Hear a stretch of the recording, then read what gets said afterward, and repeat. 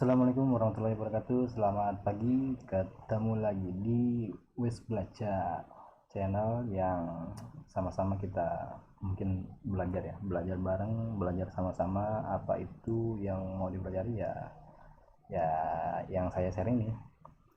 Oke, di video kali ini saya mau memperkenalkan ya, eh, ada satu web yang mungkin udah banyak yang menggunakan ya.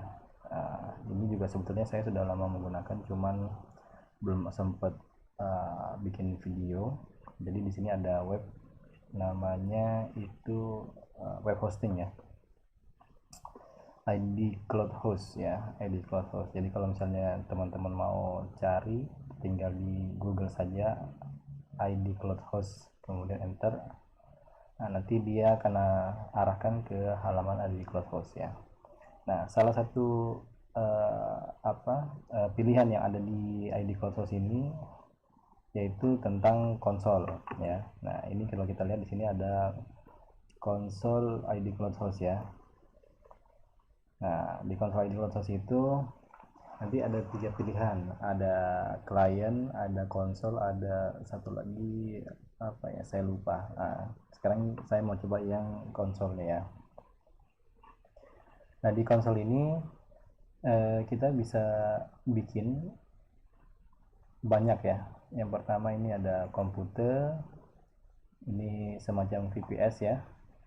Kemudian di sini ada storage, lalu ada network, lalu ada service, kemudian ada akses, dan ada billing ya. Nah, di sini saya mau coba dulu yang pakai komputer. Nah, di komputer ini nanti ada pilihan create new. Kalau misalnya mau bikin baru, kita lihat yang di sebelah kanannya atau sebelah kirinya ini ada macam-macamnya ya. Ada core service atau service yang disediakan oleh si ID Cloud Host ini. Yang pertama ada virtual machine ya atau VPS, kemudian ada storage bucket penyimpanannya, kemudian network, kemudian VPC network, lalu load balancer, akses delegasi, API token, kemudian manage service, dan firewall. Ini yang fitur terbarunya.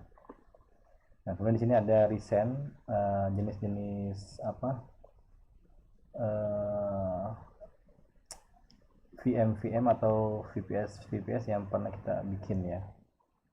Nah, kemudian di sini ada user access, kalau misalnya kita mau berbagi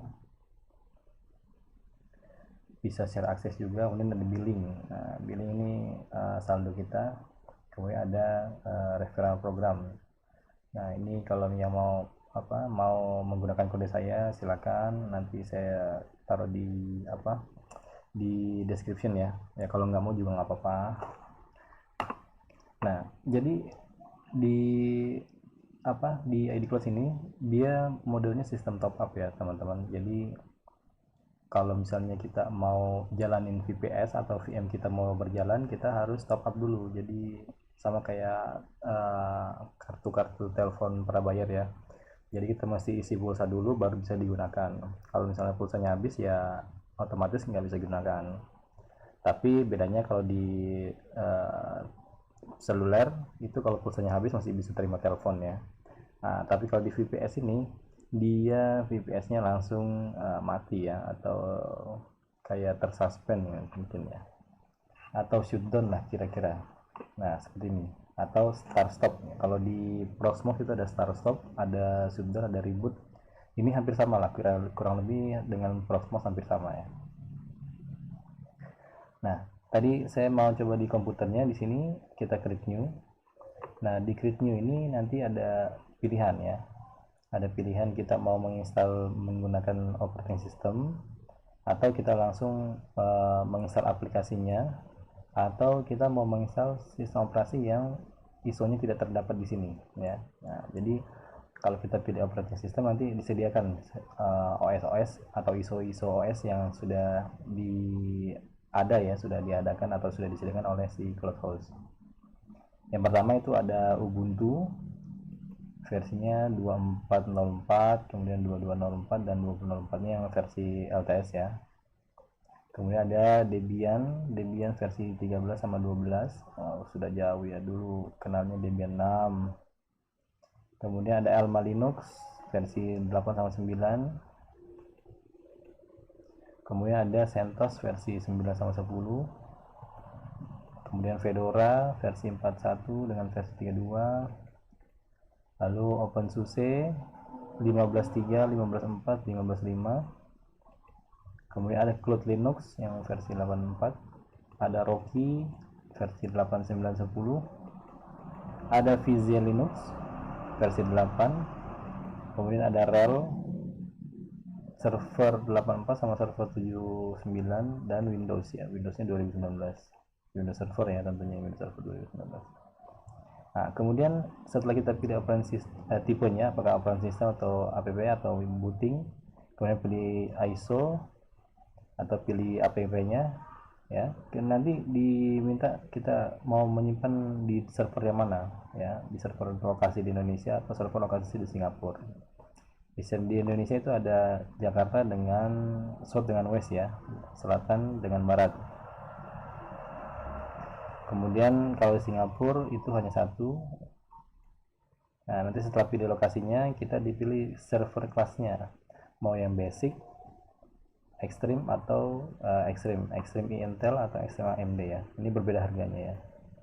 Nah, kita lihat yang basic itu dimulai dari 87.000 per bulan, dimana kalau hitungannya ini dia hitungan jam ya. Jadi kalau misalnya VPS-nya dimatikan, maka terhitungnya bukan terhitung 800 ya.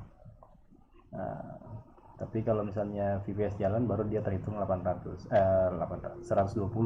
per jamnya ya.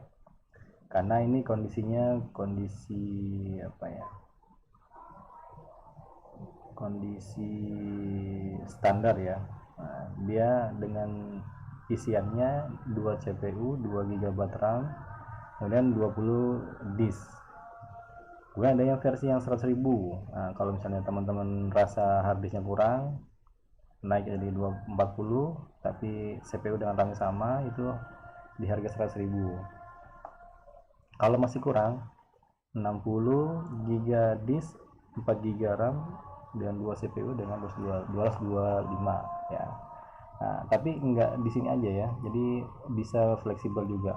Kita lihat yang di sini, CPU-nya ternyata kita maunya misalnya 4, lalu RAM-nya jadi 8, kemudian disknya 100.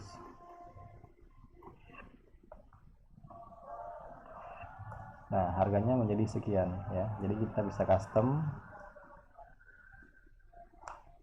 tanpa harus menggunakan yang sudah standar ya. Sama juga dengan Intel itu paling murahnya 149 dengan speknya 2220 sama, dan AMD juga 149 ya per murahnya. Cuman kalau Intel Extreme di sini dikatakan 5 kali lebih cepat dari yang basic, kalau AMD 6 kali lebih cepat ya. Nah, setelah memilih server class, kemudian kita ukurannya disesuaikan dengan budget, sesuaikan dengan keperluan ya. Nah, kemudian di sini ada public IP4. Ini dapat free ya, atau ada juga hitungan sebetulnya ya. 40 per bulan atau 55 per jam.